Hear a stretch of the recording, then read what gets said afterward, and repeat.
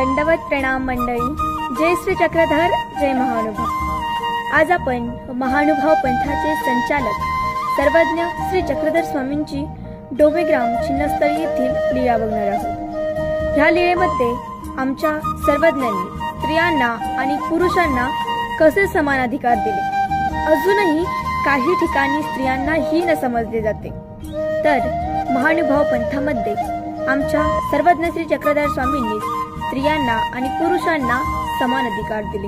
म्हणून आज स्त्री कोणत्याच क्षेत्रामध्ये कमी नाही.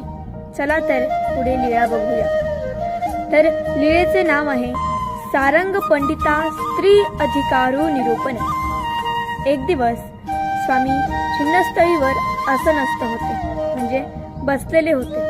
तेव्हा सारंग पंडित स्वामींच्या दर्शनाला आले. तेव्हा स्वामींना वेढून, म्हणजे स्वामींच्या अवतीभोवती स्त्रिया बैसल्या असतील. स्वामी त्या स्त्रियांना निरूपण करीत होते.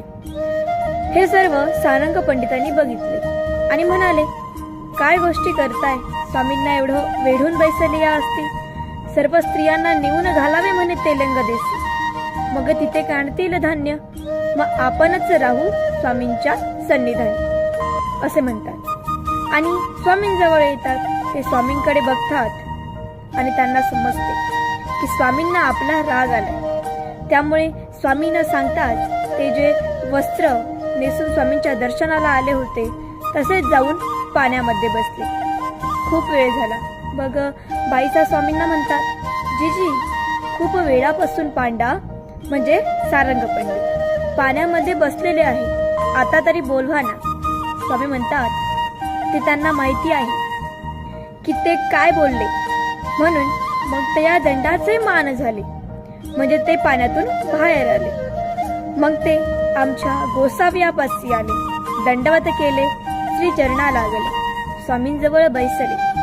मग स्वामी सारंग पंडितांना म्हणतात, हांगा तुम्ही ऐसे म्हणा, केसिया गुलुगुलू या सातासिया परवडी वेढोनी बैसलिया असती, अवघिया नेऊनी घालवी देती तेलंग देसी, मग कांडवी ती कोदे, मग आपण राहू स्वामींजवळ.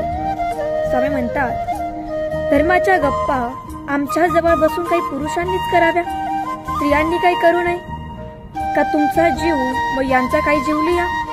तुमचं रक्षण करणारा देव वेगळा आणि यांचं रक्षण करणारा काही देव वेगळा आहे का? असं काही आहे का इथं? स्वामी सारंग पंडितावर रागवले.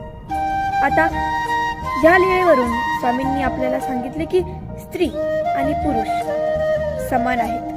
स्त्रियांना सुद्धा धर्माला अधिकार आहे. स्त्रिया सुद्धा पुरुषार्थी आहेत. त्यामुळे कधीच स्त्रियांना हीन समजू नये. स्त्री पुरुष समान मानावे. लीळा कशी वाटली कमेंटमध्ये नक्की सांगा. जय श्री चक्रधर, जय महानुभाव. दंडवत प्रणाम.